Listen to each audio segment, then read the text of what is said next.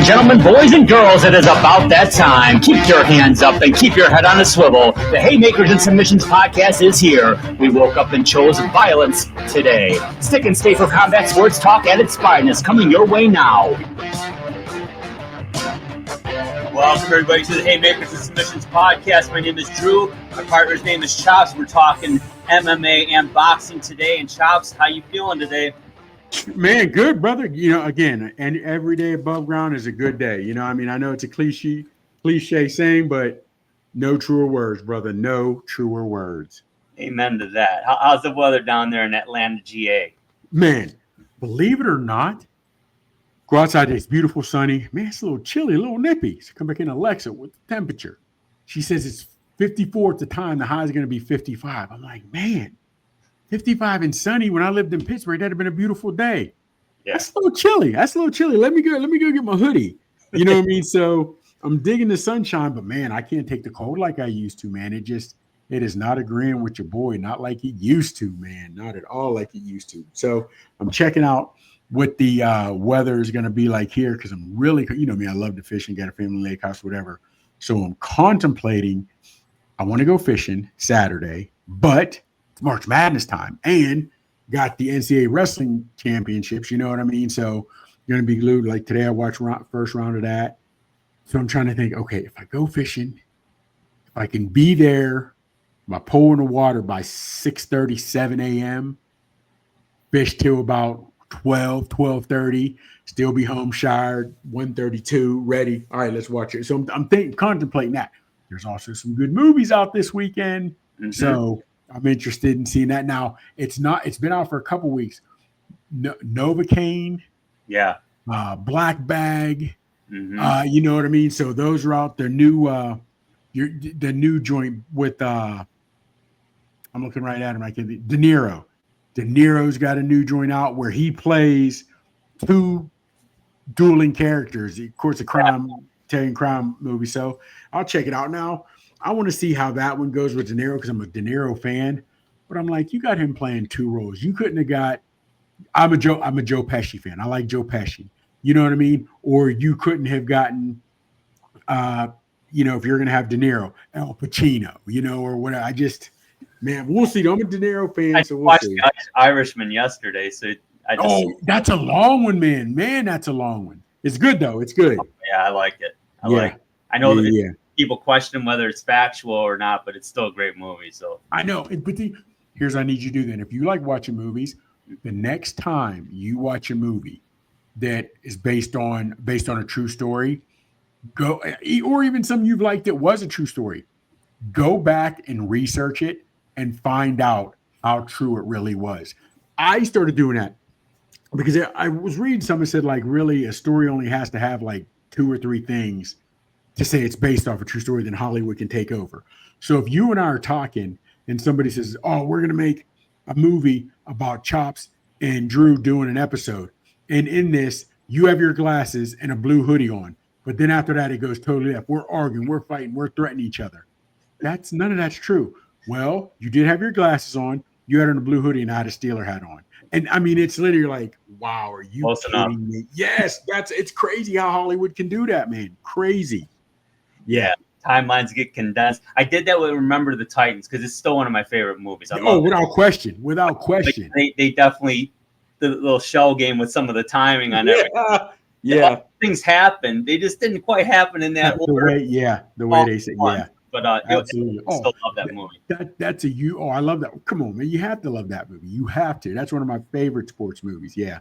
And the fact that, like I said, what it was about, you know, and how it's sport. But sports is the final frontier in a lot of things. That's where you can get black, white, Bloods, Crips, you know, Republican, Democrat, to where we need to vibe. We're on the same team. This is my brother. You know what I mean? Sports is the final frontier for that, man. That's true. I'm a firm believer in that. And I remember my coach in football in high school. I was in high school at the time. I was a junior in high school when he said that. And we're like, well, sports isn't that serious. But it's crazy. It's crazy how sports can bring you together. I'm walking through and somebody will see me with my Steeler hat on or a Steeler hoodie. What are you guys going to do, man? What are you guys going to do? What should we do? Yeah, it's crazy. Yeah. Or somebody sees me. It's real quick. My wife and I are in a supermarket, right? And I had time it was when I lived on the other side of town. We had been on that side of town 4 or 5 years, something like that. And I'm in a supermarket, Publix. And this woman comes up to me and says, and it's Steelers Sunday. Wife knows Steelers. We wear Steelers shirts on Sunday, right? And the lady says, "You guys from Pittsburgh?" And my wife says, "No, I married into this." That's what she said to everybody. I married into this. The lady said, "You're from Pittsburgh?" I said, "Yes, ma'am." She said, "What part?" I said, "Well, I tell people Vandergrift, whatever." I said, "My last name is Mills." She said, "What high school, colleges?" I went to Clarendon University. She said, "Clarendon, oh, my brother was there." I said, "Who?" And she said, "Dean Shropshire." You don't know the name. I said, "Mr. Shropshire?" Dean, she's like, "Yes." I said, "I know Mr. Shropshire, of course, but because my uncle played football with him." She said, "Who's your uncle?" I said, "Lou Hutcherson." She said, "Lou, we just happened to walk into each other, man." She and my uncle and her brother had been best friends since before you and I were, we were born. You know what I mean? And it was crazy how, Wow. man, it was crazy. So we're there at Clarendon. When it first starts, we're working out, we're drilling, spring, whatever. And Mr. Shropshire and this other guy, Mr. Lignelli, were high up in the school. So they come out to see us drilling and doing this, whatever have you, lifting, whatever. But my uncle, who is still in their College Hall of Fame, he introduced me to him. "This is my nephew, whatever have you." This is a year or two. This is 2-3 years, if not more, before I had ever gotten there. But they remembered me. My uncle's name was Hutcherson. So they're calling me Hutch. So all the players are like, "Yo, Bear, what do you," because they used to call me Bear. I said, "Bear, is your last," every time you introduce yourself, you say Michael Mills. "Is your last name Mills or is your last name Hutch?" Like even other players on the team didn't know because they heard Mr. Shropshire and Lignelli, two bigwigs, calling me Hutch. Yeah. And I was like, "Nah, that's my uncle." And they, "Oh, okay. All right, I got you." But that was crazy, man. Just happened to run into somebody all because I had a Steelers shirt on. All because I had a Steelers. Sports is, man, it'll bring you together. Absolutely. Yeah. Hopefully we don't lose that. Seriously. I know. Actually, I know. Yeah. All right, let's get into it, Chops. We got UFC Fight Night 255 coming up this weekend. Let's break down some of the fights. We got Kevin Holland and Gunnar Nelson. How you liking this one? Okay. Now, Kevin Holland is a hell of an athlete. He is a hell of an athlete, has his black belt in jiu-jitsu. He's long, he's rangy. Now, this fight's at 170, welterweight. Middleweight is 185. He's been up to middleweight a couple fights. Like his last fight against Rena De Renier didn't go well, got choked out pretty fast. A lot of people believe, and Holland has said, he puts appearance over wins. He wants to look at, well, you need to win. So, but here's the thing, man. Nelson is world class with his grappling. He is world class with his grappling. Now, for Holland to win this, which anything, he can, he's got to fight at length. He's got to use his reach and his length on Gunnar Nelson. Now, I understand, and when I say he's got to use his reach, and even though they're similar in height, Gunner's not going to stand with him. And, when it comes to like that, there's different ranges. There's grappling range where we're uptight, we're holding. There's boxing range where it's nothing but hands. And then there's kicking range where I'm a little further back. Yeah. He's going to have to mix in the kicks with the hands because he doesn't want to be in grappling range with Gunnar. Now, Gunnar, like I said, he's elite in his jiu-jitsu. It's not even close with these two, even though your boy Holland is a black belt, he's not a Gunnar black belt. So there's levels to it. And he is in Nelson takes long layoff. But you tell him you want to come in there, he'll say, "Okay, I'll fight somebody, I'll choke somebody out if that's what you need." He's that type of dude, right? Now, Nelson is a small welterweight. He's older now, but if you told me he could, it's 150. UFC weight classes are not like boxing. No. 170 is welterweight. Then the next one down is lightweight at 155. Right? They don't have it. That's 15-pound jump. Not now because he's in his late 30s, but Gunnar might have been able to make 155. You know what I mean? Because he's a small welterweight. But he, as in Holland, he's like the boxing, the MMA of Anthony Joshua. You don't know which one you're going to get. I've seen him go in with guys and know he's a significantly better striker, but this guy's a ground guy. All right, let's go to the ground, see what happens. You lose. I think he's lost 3 of his last 4. He's on a 3 or 4 fight losing streak, Holland. No, he's lost 4 of his last 5. And this is his second fight in 10 weeks. Because the first fight, he got choked out so fast by De Renier. He doesn't need much. Because now he's fighting another jiu-jitsu guy. So he doesn't need to really, it's not much of a different training camp. But honestly, man, as much as I'd love to see Holland win this, I really, really, really would. Because I like him. It's going to go to the ground. It's going to go to the ground. And even though he's a small welterweight with leverage, technique, it's just 2 different fights, 2 different worlds. I'll be so if Gunnar can't get him down, I don't see him. It's going to be rough for Gunnar to make it out of the first round if it's a standing fight the whole time. If it's a stand the whole time, the question is, will he sell out to close the distance, eat up that real estate, and get Nelson and get Holland down? I'm not a betting guy regardless. I don't bet on anything because I just don't. Yeah. But I couldn't bet on Holland as much as I like him. I like the dude. He talks trash. Fans are always he puts butts in seats the way, whatever. Yeah. You just never know what he's going to do. He, like I said, he fought guys that were better stand-up guys than him when he fought Wonderboy Thompson. He could have taken Thompson down and choked him out. But he had like a gentleman's agreement. I won't take you down. And he got beat. Where other guys are in this because they want to fight and challenge and work their way up to a belt.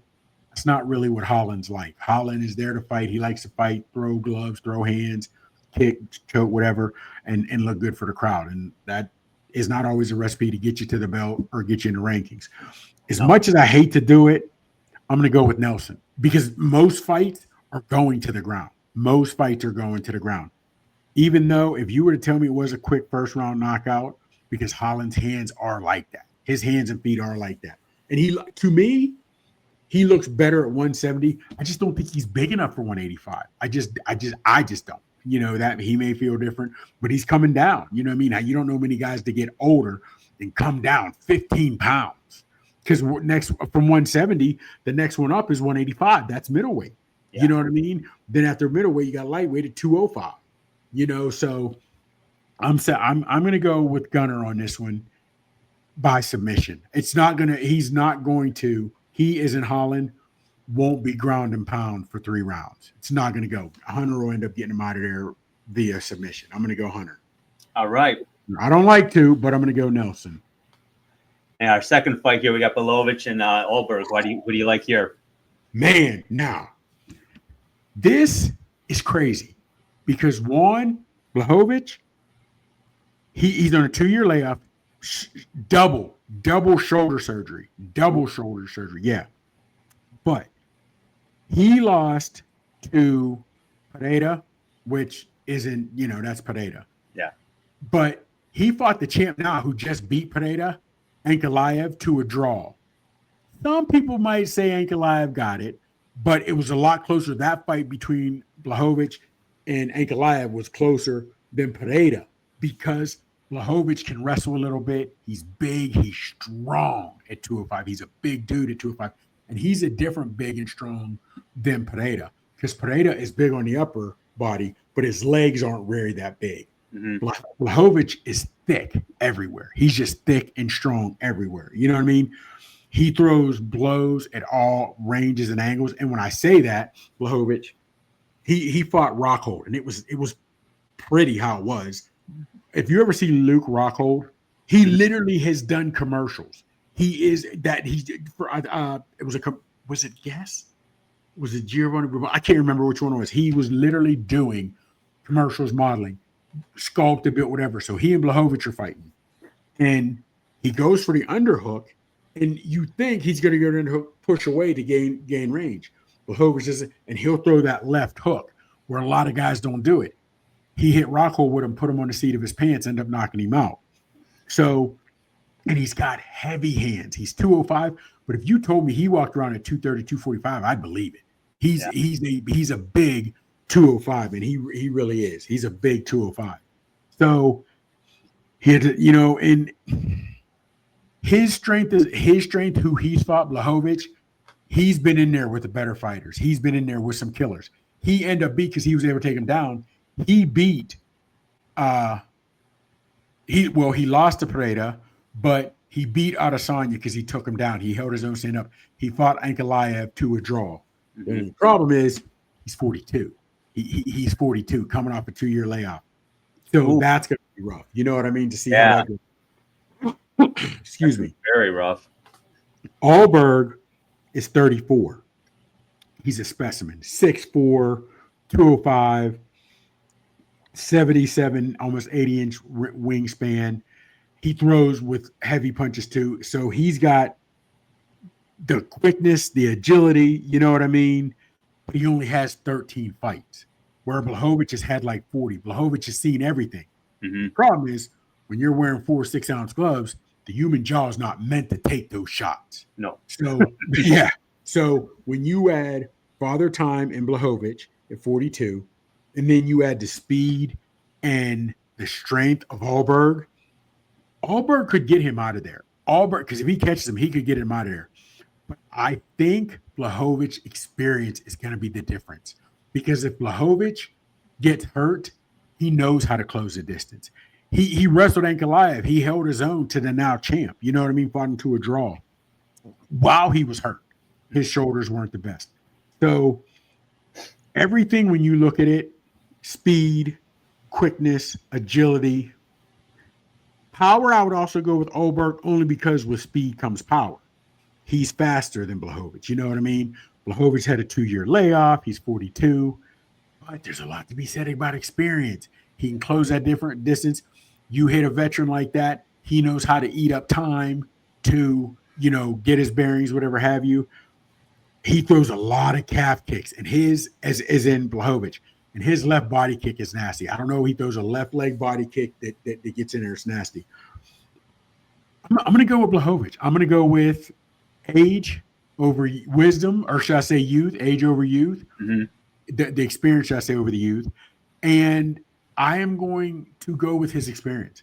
I think just the 40 fights and what he's seen, who he's been in there with, he knows what to do. So I'm going to go with Blachowicz on that one, man. I'm going to go with Blachowicz. Sounds good. Now we got the main event. Sean Brady. Talk about it. Yeah.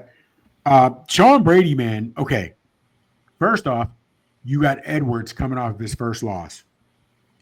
And he lost to Bilal, right? Bilal is a lot like Brady. He'll smother you. He can get you on the cage and make it a boring fight. Now, the crazy part is Edwards is a patient cat. He doesn't force anything. Hell, the way he won the belt against Kumar, he was down and showed no real sense of urgency. And with a minute left, because he's southpaw, is in Edwards, with a minute left or something, maybe less than a minute, he throws a devastating head kick and puts him out to the point the ref when he hit him and he falls, Edwards didn't even step forward. He knew Usman was out. That was it. You know what I mean? So he is a southpaw in Edwards, a nice left head kick he throws, and he has nice footwork, right? And because of the way his footwork, and he's a nice striker, since he's southpaw, that right hand is always going to be out front. He's able to gauge distance with that and keep you at bay, where he can throw the kicks, work body, whatever have you, get in, get out. And he, even though, and because of that, and he's not got nice footwork, he doesn't get trapped in the cage, against the cage a lot. And when I say trapped against the cage, he doesn't get trapped in the cage in bad spots. Where we've seen guys get trapped in the cage and they're taking blows. He's gotten pinned against the cage against Usman for a lot of that fight. But Usman, believe it or not, who had a gas tank, wasn't really pushing hard. And he was, whatever have you. And he bought his time, and that's when he won the belt. Then he ran it back with Usman, and Usman was a little more aggressive. When he fought Colby Covington, Colby wasn't as aggressive as we thought, but he pushed him. And believe it or not, even though he's a better striker than wrestler, Edwards, when wrestlers push him, when you come at him, and he senses the urgency that you want to push the pace, he's a little better. So believe it or not, crazy, if Brady stays back, takes him down, just gets top position, just rides it out, whatever have you, Brady will get the win. But if Brady comes in, trying to push the takedown, or when he has it, continue like if he's in on a double leg. If he isn't Brady, continues to fight to try to get that, lock the hands, go for a high leg, go for whatever have you. On that aspect, Edwards will get more active and be better. You know what I mean? So that's what he is. Because Dos Anjos, Usman, Colby, he has wrestlers on his record that he's beaten. And those are high-level wrestlers, but they come with a faster pace. And when they do that, you're pushing Edwards to dig deeper into his toolbox, and he's a better fighter than some of us think. Now, like I said, but if he, as in Brady, slows it down, takes it down, doesn't try to go for a lot of ground and pound, and Brady doesn't try to get crazy with it, whatever have you, he could make it a boring fight. Like, to be honest with you, when Bilal won and took the belt from Edwards, he didn't beat him, but he dominated because he just held him down. He didn't hurt him. He didn't beat him up, but he held him down. You know what I mean? Yeah. So, and he, as in Edwards, he's crafty from a distance because, like I said, he holds that right hand out there to keep you at bay, right? And then when he keeps you at bay, he can throw the kick, he can throw the punches. And when he starts getting that, he gets the feints. He gets you biting on the feint. And actually, that's how we knocked out Usman. He threw a weak jab, a weak right jab. And Usman, like you'd see in a movie, ducked down, like where a boxer goes to the side. Usman went down and forward. There's difference in the way you duck punches in MMA and the way you duck punches in boxing, right? So having said that, when he just went almost to to his right and down, as Edwards is throwing a left head kick, Usman walked into it. Well, if you're boxing, you're just sitting straight down. You're almost compacting yourself. You don't lean forward. You don't go backward. That's how you end up getting caught. So, and that's how he got caught with if he'd have kept his hand up and just ducked it, that kick would have hit his arm, but that's not what he did. Edwards, Usman, that's how he got hit. Mm-hmm. Now, for Brady to win this, like I said, got to go to wrestling. He's got to make it nasty. And when I say nasty, on the ground, but it's also got to be boring. You got to make Edwards work. You know what I mean? When you push him into the cage, like, be aggressive with your takedown attempts. But if it's not there, then you got to readjust. Switch hands, switch your lock, do something. You know what I mean? Try for the trip, try to grapevine the leg. But you don't want to get separation and then just come in haphazardly aggressive, because he is a nice striker in Edwards. You know what I mean? Yeah. This is going to be it's going to be a good fight because Brady he's fast, he's powerful. Edwards has the deeper toolbox, more knowledge, better fights on his resume. Dos Santos, Usman, multiple times, Colby Covington. You know what I mean? He's been in there with some dogs. You know what I mean? He's been there with some dogs. So, but Brady is a wrestler, and a wrestler can dictate. If he wants. Normally, they say the best fighters are the wrestlers because they can dictate where the fight goes if they want to take you down. That's going to be the trick. Can he get Edwards down? I like Edwards. He's coming off his first loss. I think they watched a lot of tape on his loss. I think he realized Brady's in that realm, and I think he's going to come out and do well. So I'm going to go with Edwards I'm going to go with Edwards in a late stoppage, late 4, early 5 round stoppage. And I don't know why I'm saying that, because Brady's tough. Brady's durable. Brady has a great gas tank. And I'll be honest, I don't even have a real reason why I'm saying Edwards by a stoppage, but that's just what I'm feeling, man. That's just what I'm feeling. So that's what I'm going to go with, man. So there you go. Right. UFC Fight Night, 355, I believe. 355. Oh, so there we go, man. So there you go. So I got Gunnar over Holland. I got Blachowicz over Ulberg, and I'm going to go with Leon over Brady. Great. Yeah. I like it. It's Saturday the 22nd. Yeah, buddy.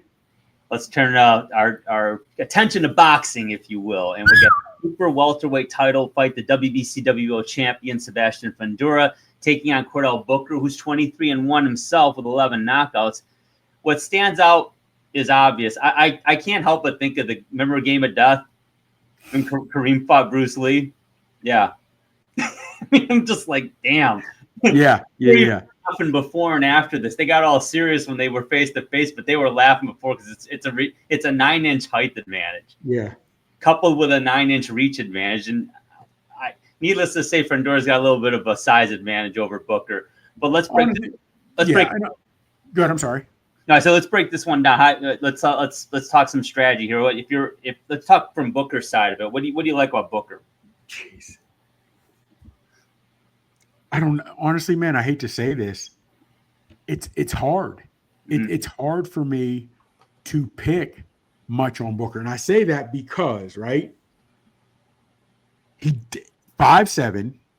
I understand you gave him that 0.1, that 10th on his, but he's got a 70-inch reach. Yeah, you're 5'9". Now again, Tyson proved a jab is all in timing. A jab is all in timing. So if he can jab his way in, right?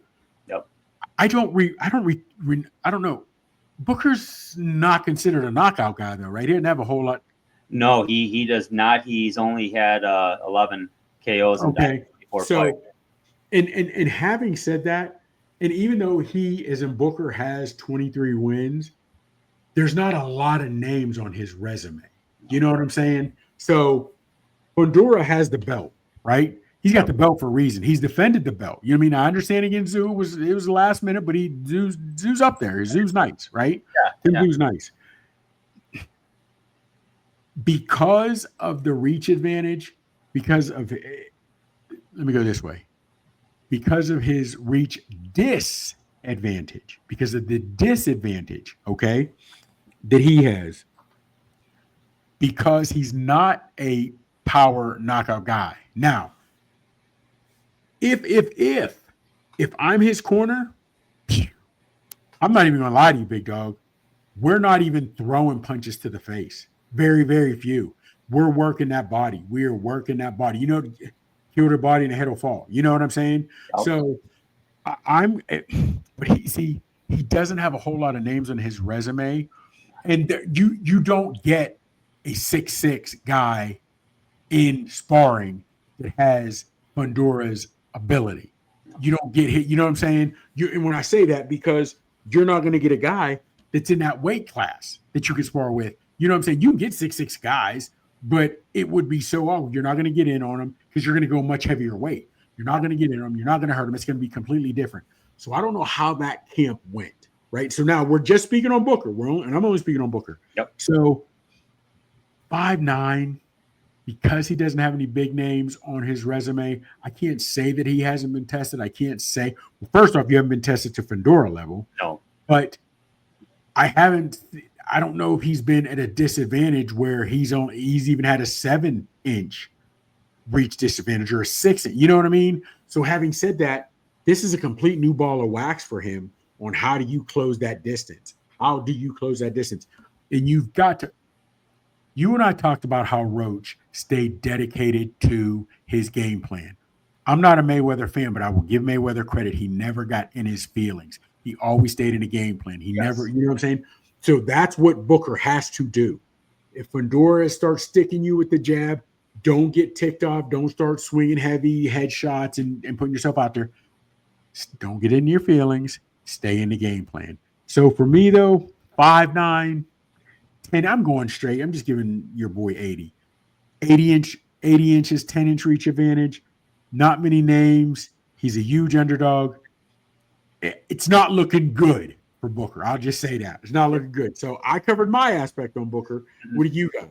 Well, I think you made a lot of fair points, needless to say. But what he can do, and Fundora, actually, I find this is a kind of a criticism of Fundora. He allows his opponents inside. He likes to fight inside, but he's taking away his number one advantage, which is his reach and his height. When you let guys in the phone booth with you, you've leveled the playing field a little bit.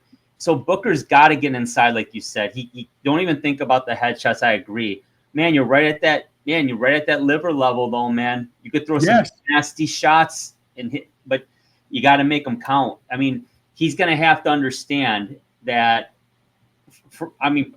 He may get outlanded 10-1 in terms of just shots because it's going to be tough to get inside. But when he gets inside, he's got to make it count. when you've only got 11 KOs, I'm not so sure he's got the power to do that. That's the concern I have with Booker. But I mean, physically, he's a strong guy. I mean, he's a good fighter. So, but he hasn't been tested, like you said. When I look at Booker, there's the old saying about guys at the gym. You don't have to be able to bench 400 pounds. You just want to look like you can bench 400 pounds. Just look the part. And Booker does look strong, but with only 11 knockouts and not a lot of names on your resume, you're not a strong puncher. It is what it is. You know what I mean? Yep. People born around don't die square. Now, you made an interesting point, which I had thought just because it was Zoo and some other, better names, that they worked their way in on Fundora. But if you're saying Fundora likes to work his way in, it's funny that you would mention that. Because my nephew, who's gotten into boxing, he's been an MMA guy, always like training, this, that, whatever have you. But he realizes, he wants up the game. So he now is starting more and more boxing. So he and I have been talking a lot. Cool. And he just asked me yesterday, 2 days ago, who's better technically, fighters of today or years past? I said, well, if you're going 70s, 80s, and 90s, especially 70s and 80s and into the 90s, to me, they're significantly more technical, right? And we start talking about that. And the crazy part is, like Klitschko, right? And some of those guys, or like Ali, they use, and I'm not putting Klitschko in the Ali, but Klitschko used his advantage. Now, again, he to me wasn't, even the guys he was fighting were not on the level of the 70s or 80s or what, no. But he used his length, right? You would see other guys use their length or this, that, whatever have you. The fact that Fundora lets cats inside is wrong. It's wrong. When I say wrong, it's just like, dude, you're taking away your advantage. And so when I hate when I see a boxer who's 4 to 5 inches taller than his opponent, but you're crouched down to his level. Yeah. What are you doing? It's harder to punch up. It's easier to punch down. Yeah. So why would you take your own advantage away from you? You know what I'm saying? So if you, Fundora, learn to pop that jab and pop it and pop it and pop it, at some point, your opponent's going to realize I'm losing and I'm frustrated. Anger is every boxer's enemy. Anger is every fighter's enemy, but definitely in boxing. You know what I mean? So having said that, I don't understand why Fundora's team doesn't have him work on the jab. And if somebody gets inside, then you make him pay for with uppercuts, this, that, whatever have you. Now, if Booker's team is doing any justice by him, they have realized a good place liver shot shuts anybody down. That shuts anybody down. Yep. So what we're doing when we're working the body, aim for that liver. I don't care. Everyone of Booker's sparring partners through this camp should have been wearing body paint where that liver shot hits. Yeah. Where that liver shot. So you just literally get into when I'm in close, that's automatically where I'm going. You remember Tyson, he and other fighters do it, but Tyson and Kevin Rooney, they used to call out numbers 4, 5, 6, 2, 3. So he's not even thinking. He's just, where's the 2, 3, 4? You know what I mean? Yep. So I would do that. For all your guys around camp, whatever, you go out, when you go to hug somebody, right? You hug them, make sure, whatever it is, pat them on it. You just have to make sure that you let Booker know at all times where that kidney is. Because if he can take advantage of that, this is David versus Goliath and height-wise alone. Okay. You know what I mean? So I would say that, man. Now, if we're going to go Fundora, right? Mm-hmm. We already started on it. He's a huge favorite. He's got his 80-inch reach. Use that length. Now, here's what I'm not getting. He had before I wouldn't have gotten it. Now I am. He's gotten a year layoff. Don't forget, when we were coming up and what got us into boxing, guys weren't taking year layoffs. No. Now, that's a norm for a lot of guys. That's a norm, a year layoff. You know what I mean? So he, as in Fundora, he has to look spectacular. And I hate to say has to, but it'll really be in his best interest to be and look spectacular because he's got things set up beyond this fight. He really has to. I hope he's not taking this smaller guy for granted. I'm hoping he's not reading his own press clippings. You got the size, you got the height. You're a fighter, you're a punisher. I hope he's not, right? And let's not forget, he, as in Booker, is a big-time underdog. But Fundora, you do remember when he fought Mendoza. Mendoza was the huge underdog. And if you go back, Fundora was counting lights. You remember that old saying, he's counting the lights. Oh, yeah. So, yeah, he was counting the lights. So it's not like Fundora doesn't have a mental reference to go back to. I don't want that to happen again. And now you got things on the line, right? So if I'm Booker, to sum this up, if I'm Booker, he's going to let me get in close. And I'm glad you mentioned it because I wasn't even thinking about that. He is in Fundora is going to let me get in close. But I don't worry about, when you're saying beating the body, yes, for everybody else. But go for that kid. Go for that liver.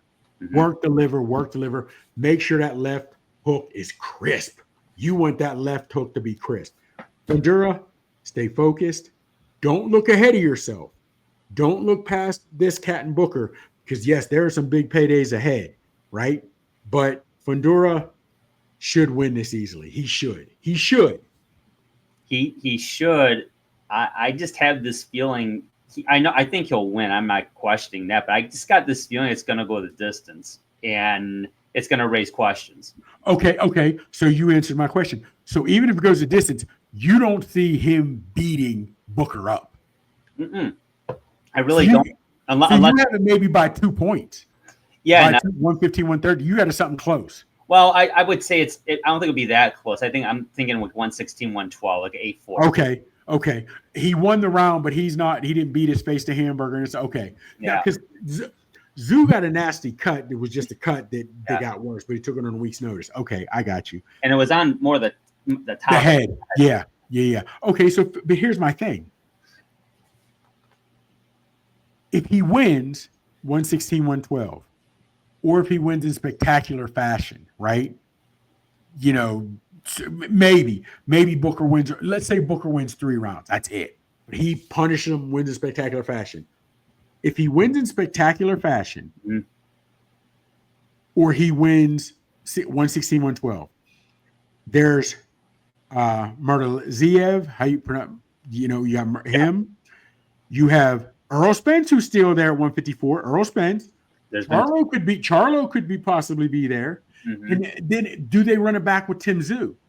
Now because you with Murtaziev, you're unifying belts.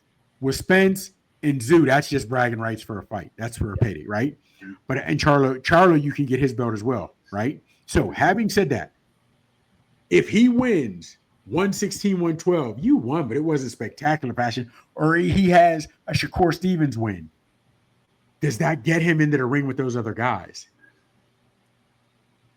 Well, if he wins like 116, 112 or up, like you said, or spectacular fashion, I think Spence is on the table, I would think. Yeah.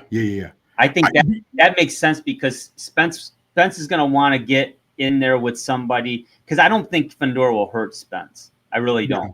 No, I don't either. And if we get the version of Spence we saw against Bud Crawford. Yeah. But that's Bud Crawford, though. Real quick, let me ask you this. Mm-hmm. If he wins 116, 112 or by 2, I think he has a better chance of getting Spence or Tim Tszyu back in the ring. If you only win by 2, I don't know if Murtaziev will get back in. What's it for? I don't know if the money's there because Fundora is not going to bring. Because you did beat a Fundora on a short notice, and then you had Booker, who you beat. You were dominant in every aspect, height, better resume, and it took you a while. So I don't know if Murtaziev will say you're worthy, but I do think Spence coming off his loss, Tszyu coming off 2 losses, right? Mm-hmm. I definitely think if Fundora doesn't look crisp, doesn't look good in this fight against Booker, I think that might get those 2 cats back in the ring. Yeah, because they're going to want it. It's kind of almost like, I wouldn't say cherry picking, but it kind of is. I mean, but here's the thing. Because if he wins in spectacular fashion, okay, now Murtaziev is like, yo, there's money to be made. Maybe cats can sell this fight to get them both a big payday. But if he doesn't win in spectacular fashion, maybe Tszyu is like, he barely beat this guy. I took him on a week's notice and went the distance or whatever it was. Earl Spence is like, if he can't beat this guy, he can't do nothing with me. So I think those big names may be more apt to get in the ring with him You know what I mean? To see like, yo, let me go get this win. Let me take his belt, and that's why I'm thinking that. It makes sense.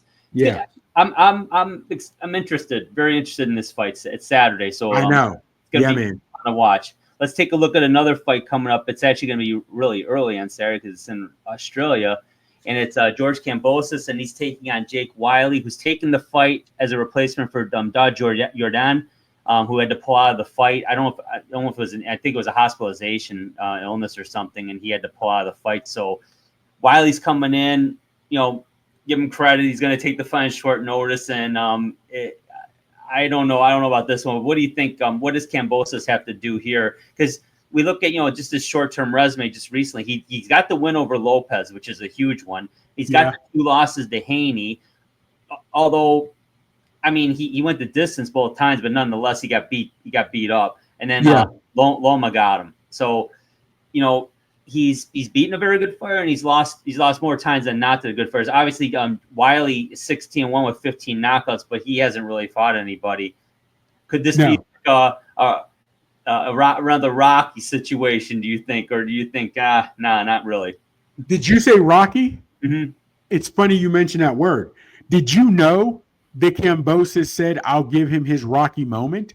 Did you hear him say that? I didn't. Did you know he said, okay. I hear him say that. Okay. Mm-hmm. Wyllie had a ticket for the Kambosos Jordan fight. He was going to be in the arena. He was there. He was going to be there. He had his ticket already. Okay. So Kambosos, like you said, 21-3. Devin Haney twice, and Haney was on the rise. Right? Yeah. And Lomo's a Hall of Famer. No shame in that. No shame in losing to him, right? He defeated Teofimo, which shocked a lot of people because I didn't see that coming, right? No. I didn't see him beating Teofimo. Okay. So I don't, and maybe nobody knew, and it's hard to say he was suspect against the left hook, but did Haney make that left hook look so crisp because you were way overweight and you're on PEDs, or could Haney just not? I mean, because he was landing it at will against Haney. He is in Garcia, right? He was landing it. Yeah. He was landing it at will. So I don't know if when Kambosos, who wasn't a heavy puncher, made weight, if he just couldn't get that left hook there. So I don't know if Haney is still really suspect to that left hook. I don't know. Mm-hmm. You know what I mean? I don't know if he's suspect to that left hook because Garcia violated so many rules, right? So we don't know if he's suspect to the left hook or not. But Kambosos is not a heavy puncher. He's really not. He's only got not. 10 KOs. Exactly. And the fact that he said, I'll give this guy his Rocky moment. Okay. He's still a professional, is in Wyllie. Mm-hmm. He may not have the names on his resume that you have, but he's laying power. Regardless of who these are, he's knocking guys out that are in your same weight class. He's knocking guys out in a weight class that you're not. Regardless, you figure Kambosos has some bigger names, but Kambosos has some young guys on his resume that he fought when he was young. Kambosos has never been a knockout guy. He's never been considered a knockout guy.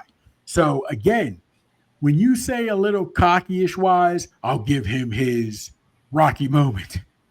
I don't know, man. I don't know. That just doesn't set well with me because, yes, you're the favorite and you want to talk trash. Man, I'm going to do this. Who's he fought? This. I know you're supposed to talk trash. But just when you refer to yourself like that fictional character, I don't know, man. It just rubs me the wrong way. Now, when I say rubs me the wrong way, it's like this guy's 10 years your junior. He does have power. And you're right. He's not well known. Mm-hmm. So you don't know what he can do.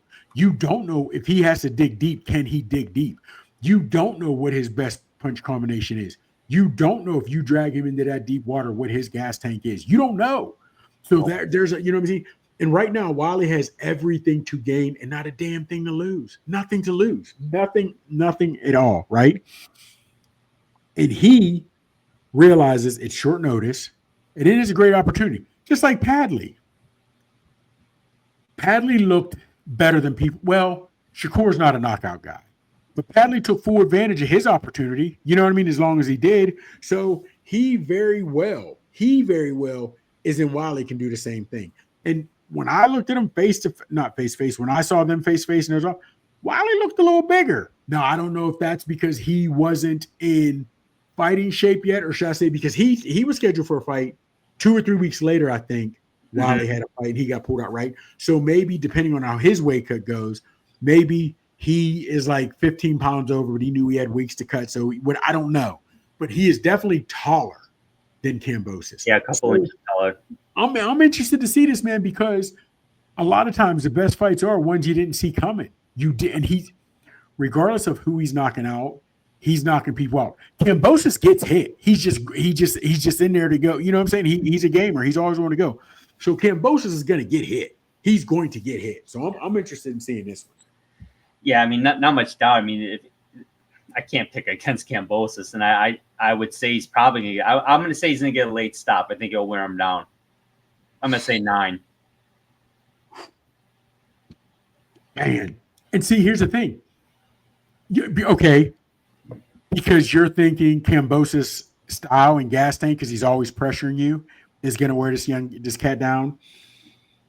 That's my thinking. Yeah. Yeah. Mm-hmm. Now, I can totally see why you're going there. I can totally see why you're going there. However,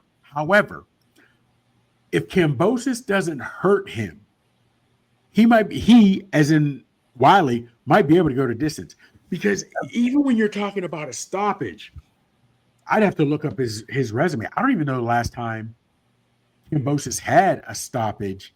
You know what I mean? Because he was putting in work and eating cats up. You know what I mean? So and he's man. And here's the thing. I know a lot more about Kambosos than I do Wyllie. A lot more about Kambosos than I do Wyllie. Yeah. And I understand there's not many names on his resume. You know, now from what I've seen though, and like some clips, this, that, and the third, doing some research, he as in Wyllie has some nice combos. Now again, somebody fighting me and you at the YMC can land combos on us that they're not going to land, you know, on you know, a fight. Yeah, a championship caliber fighter. Yeah, exactly.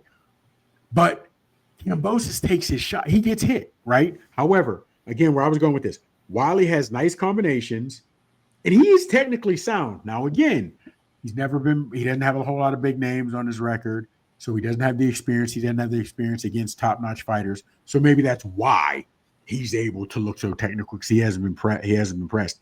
But he's outboxed most of these cats. I mean, outboxed them. And the knockouts come with it, but he's putting together combinations and getting in the rounds. Do you know what I'm saying? Yeah. So, as I said, I'm watching the NCAA championships now, wrestling, right? Mm-hmm. And there's been some upsets already, because a lot of times guys come in, they're the higher seed, a number 1 against number 32, or whatever have you, and the guy with the lower seed, right, or higher seed, whichever one, who's the underdog, comes in, he sees the emblem on the singlet, he sees the number before the name, and they're already intimidated. But some of these guys who are coming in, the double-digit seeds, are taking out single-digit seeds because you're a man just like me. They're not worried about the emblem on the singlet. They're not looking at the number in front of their opponent. So if Wyllie comes in and says, "Yo, you're a man just like me. Your chin is a flesh and blood and bone just like mine," and he, as in Wyllie, can stay. That's why I'm interested to see this fight, because we don't know enough about. I don't know. I don't want to speak for you, but I don't know enough about Wyllie to speak intelligently. So that and I understand, regardless of who he's fought, Kambosos gets hit. Now he's gritty, he's grimy, and when I say grimy, he's willing to put his head down and keep coming forward. Yep. He'll fight you in the phone booth. He's not afraid to throw. He's not afraid to get hit. And that's what he's been. That's what he's going to be. But in that, you're dealing with a guy that, okay, I understand from 14 to 24, you become faster. Your hands, if 24, but at 34, your hands aren't as fast as they were at 24. You know what I mean? I don't even, you know what I'm saying? Hell, I don't know. I'm not a gamer anymore. I don't play PlayStation anymore. But I have my nephew or little cousins that will say, hey, I might play with them once or twice a year. And I realize my fingers don't move as fast now as they did 10 years ago. You know what I'm saying? So having said that, if your boy Kambosos is standing in the pocket, speed, power through Wyllie, you never know what can happen. That's why if I'm going straight technique and straight, there's nothing Wyllie can do. There's no reason he should win this fight. No. But that's why they fight. That's why they play the game. Exactly. You know what I mean? So I'm interested to see how this goes. I really am, man. I'm interested to see where it's a fun fight. Be a fun fight to watch. Honestly, Doug, real quick before we get to Berlanga, both of these fights, Fundora should be a good Fundora and Booker, as well Kambosos and your boy Wyllie can be good ones because we just don't know. Yeah, because they're both so lopsided for different reasons. The height in Fundora and Booker, the experience in Kambosos and Wyllie. You know what I mean? The age in Kambosos and Wyllie. It's going to be interesting, man. It really is. So I'm interested to see it. I'm interested to see this. Yeah, it'll be fun, definitely. Let's talk about Edgar Berlanga. He defeated Jonathan Gonzalez-Ortiz. First round TKO. By all rights, he basically knocked him out, which is what he should have done because I think Gonzalez-Ortiz did just under 10 years in the can before this fight. So, and from what I heard, we saw his midsection. He had a lot of loose skin. Apparently, he had ballooned up to 300 pounds in jail, and then he came back down. So, hats off to the guy. I mean, he got in there, but Berlanga made quick work of him. But he and Plant were drawn before the fight, and he basically, his F Plant. He said it like 3 times on an interview after the fight. Caleb Plant, sweet hands. He wants him. You think this one's gonna go down? Okay, well, hold on. Let me go back, right? Because when you started with the fight, okay. First off, Berlanga didn't look good in his last fight because he lost to Canelo, right? He did not look good. No. So you're on the comeback trail. See, it used to be, yes, if you're on the comeback trail because you're looking for a belt, okay? He fought for a belt. What's he saying if you lose? And there's no shame in losing to Canelo because first ballot Hall of Famer. He didn't embarrass himself by any means. He just got beat. Not at all. Mm-hmm. But that is where the interview is. We're going back to the drawing board. You go back to the drawing board and start it all over, and what we got to do, this, that, and the third. Okay. Now, so coming out, most camps, we got to get you somebody decent, but somebody that we know you should be able to beat, but we got to get you thinking positive back on a winning track, right? Yeah. I don't know if Berlanga knew that this cat, and I hate to say it because he's a better fighter than I am, isn't he? The guy he beat. I'm 50, I'm in my 50s. But he, as in Berlanga, Ortiz was sort of a tomato can, and that's what people were calling him. You know what I mean? Like you said, he did 10 years in the clink, whatever have you, real good. So Berlanga, knowing he didn't look good, comes in overweight. He misses weight. Yep. Huge. It wasn't a good look even picking this cat. It wasn't even picking this cat. You should have picked a cat maybe 15 to 20, ranked between 15 and 20. Even if you're not saying you want a top 10, I think if you'd have won somebody 9 through 12 would have been better because you were rolling before you fought Canelo. Canelo beats you. Canelo beats everybody. You know what I'm saying? Okay. So having said that, I think you should have fought better competition because you needed some rounds. Somebody's hard hitter, somebody's standing for whatever have you. Okay. So I thought he messed up by who he chose. You come in overweight. And then when you saw Berlanga, and I told you this, and I wasn't even referring to Ortiz, Berlanga looked like he had just gotten out of jail because he didn't even look cut. He just looked stocky, like he had no real definition in his. He looked loose in his midsection. He did. He did. He looked loose in his midsection. He didn't do everything he was supposed to do, is in make weight. And you come out and you did what you were supposed to do.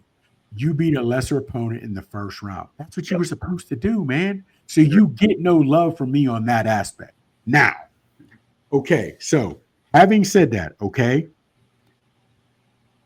there's a couple of different fights. You're talking about Plant. A lot of people are talking Plant. I'm going to throw a couple other names out at you, right? And we can go further in this next week if we need to. Jaime Munguia. Munguia would be a brawl. Oh. Munguia and Munguia, Sakaras, whatever that dude's name, he just came off an embarrassing KO, right? So he needs to get back on a good foot. Berlanga's going to stand in front of him. He's going to stand in front of Berlanga. 2 young guys. Let's get it. Who's better is better. You know what I mean? Let's do it that way. So Munguia's fighting on the Canelo undercard. So yes, absolutely. So and you got to. I think him Munguia will be a brawl. Now these are the fights I had. Right? These are the 3 fights I had. Okay. Now, Plant, if he gets in with Plant, right? A win against Plant helps Berlanga move up in the super middleweight division in those talks. Because Caleb Plant, his name holds some weight. It does. So you go in and get that fight, you at least got to look good and take Caleb the distance, as in, this was a razor thin decision. But he and Caleb Plant would be a good one.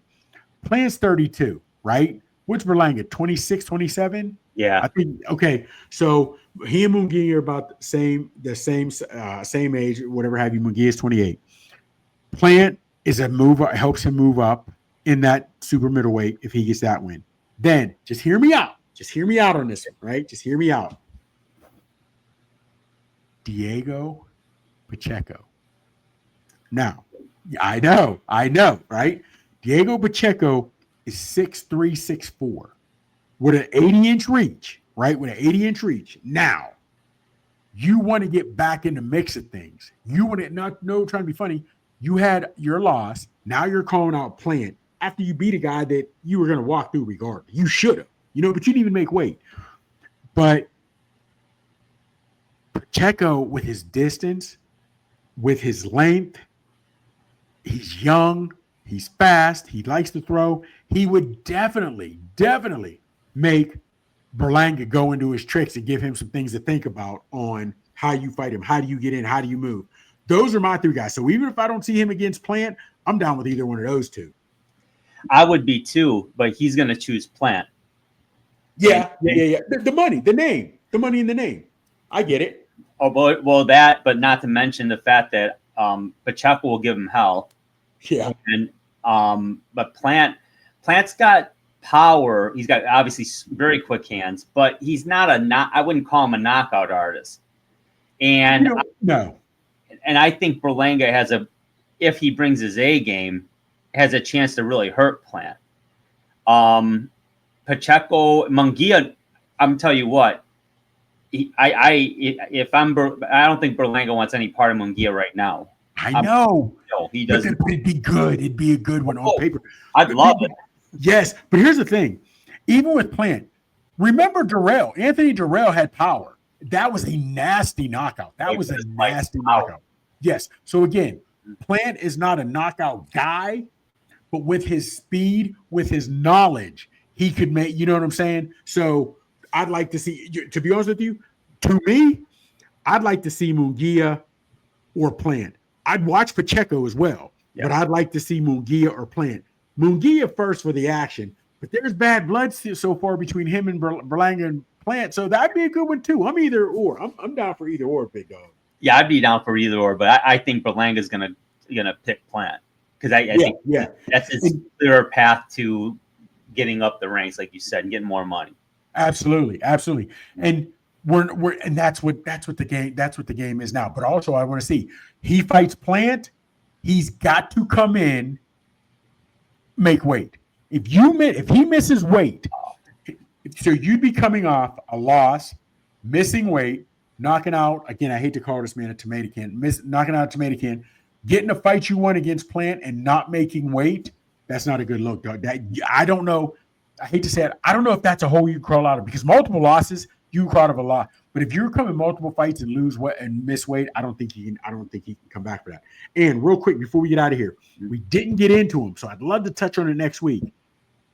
Thurman. Yeah. I want to touch on Keith Thurman. He's got there's some interesting things for him, man. And he had an interview. He's humble now.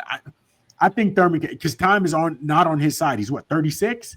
Yeah, exactly. He's up there. So I'd like to. We got to put that on. Let our fans know we're going to talk about Thurman. We got to talk about Thurman here.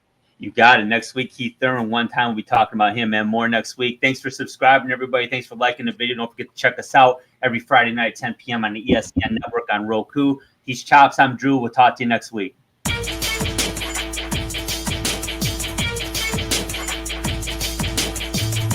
Thank you for watching the Haymakers and Submissions podcast. You can find us on the ESEN network on the Roku app every Friday night at 10 p.m. Eastern Standard Time beginning on October 4th, 2024. Check us out on Twitter X. Our handle is @HeySubPod, capital H, capital S, capital P. You can also subscribe to our YouTube channel so you don't miss a single episode. Just go to your web browser and type in www.youtube.com/@Haymakers and Submissions Podcast, as we will drop content weekly. Whether it's boxing, MMA, or wrestling that gets you fired up, you'll get all you need right here at the Haymakers and Submissions Podcast.